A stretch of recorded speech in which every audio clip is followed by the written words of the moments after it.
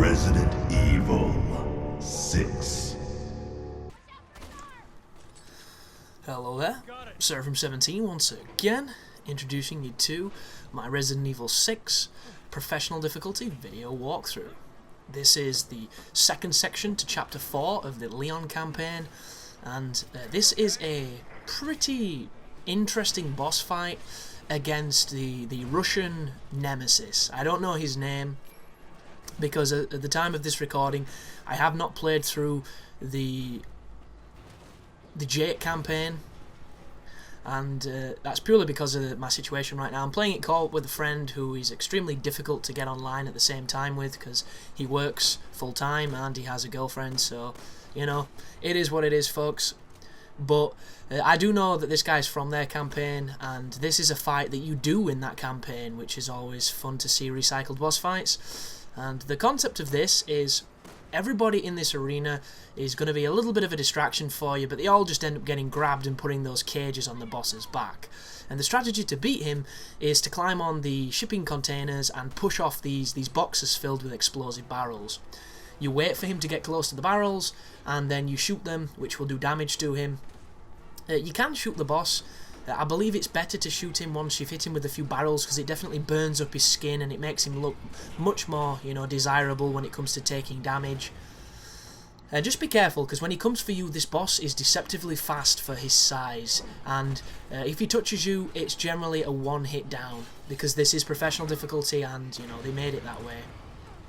But all I do on this fight is I kite the arena, I lure him to every barrel there is. When there's no barrels left, I start shooting the boss, and it isn't actually too bad. It's quite fun for a Resident Evil 6 boss. You don't really get the satisfaction of killing it, because I assume that's reserved for Jake's campaign, but I guess I'll soon find that out.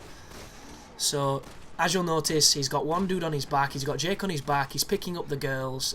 The AI is fucking terrible in this section. If you're playing online, there's a really cool feature that Resident Evil 6, and that's right, folks, something that this game does well. I say well, it's never happened to me, but it's a cool idea. And what it is it's a more natural multiplayer, akin to something from a Dark Souls or a Souls game. And what it is in this section right now, if you're playing it online and your game is open, you can randomly be matched with other players across the world who are playing the exact same section, and you will fight the boss together. So, for instance, Jake and Sherry will become random player number one, random player's partner number one, and it's a really cool and interesting idea. The only flaw with it is you cannot control it whatsoever, so you can't get your buddies in and have these epic moments with, you know, friends of yours, unless you try and game the system, or maybe do System Link, something like that. But I do think it's a cool idea to try and push this organic multiplayer elements in games, because I don't think we've scratched the surface yet, and I do believe that From Software have definitely, you know, changed the game with the interesting way that they used multiplayer in primarily a single-player game. And it is nice to see that like influence being felt outside of, you know, the third-person action RPG. But once you're pushed over here, you get the checkpoint, you have to do a couple of quick-time events which mar this game. It's already a game that has issues, and it's marred by these, because some of them come at the most inopportune times, and the amount of sequences where you have to protect somebody while they do these stupid fucking quick-time events is obnoxious. And if anybody's played the Chris campaign, you'll know exactly what I mean, because there are moments where you have to do a lot of that, and it's never fun.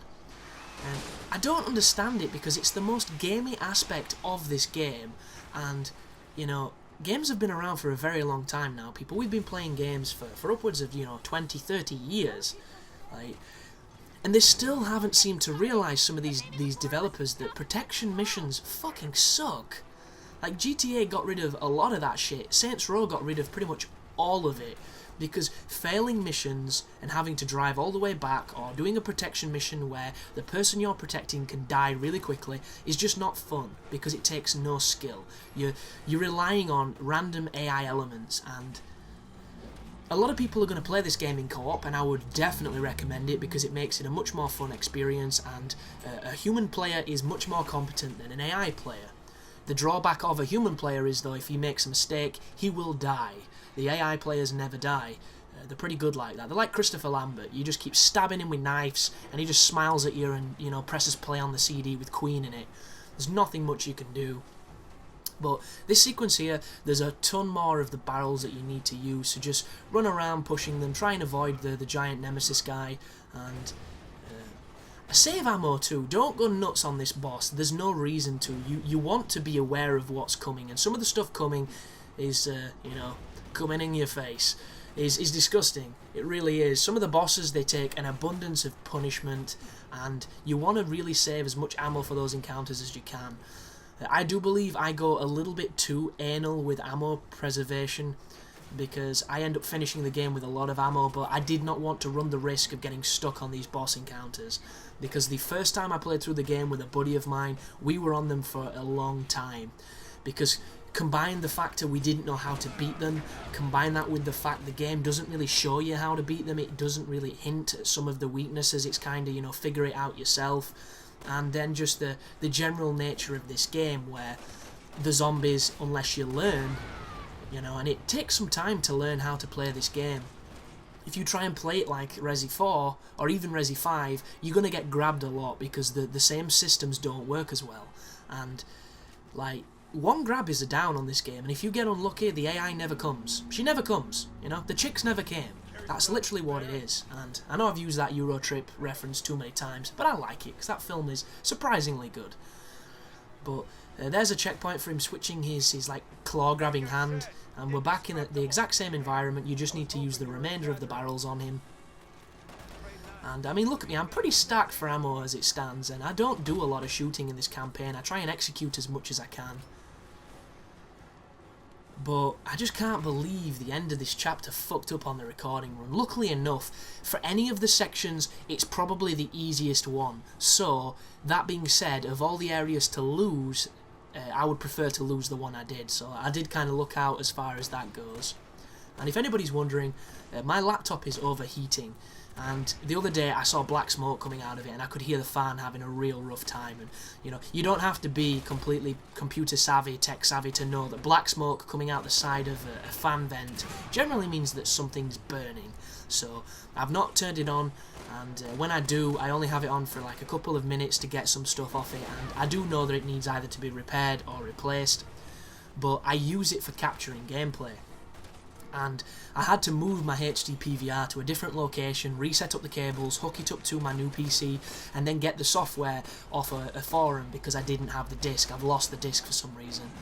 And it took longer than it should. It's unnecessary fussing, and I'm a bit of a lazy guy when it comes to moving things. I'll just put up with stuff usually, unless it's, you know, something that can rot or it can, you know, affect the area. Cables can do what they want, but behind my big TV, I don't see them, I don't really care for them. But it needed to be done, so I did that, and the first recording was this series of videos, and for whatever reason, the device just froze. It fucked me. It really fucked me. And I only lost 4 minutes. It could have been worse. It was a 19-minute video that only captured 15 of the minutes.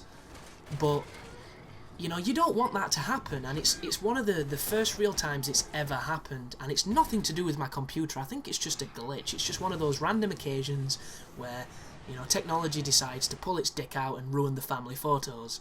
No idea why, it just did. But this is the end of the boss, guys. Hopefully you'll not have too much trouble with him. Thanks for watching my guide, I hope it's helping, and you take care now.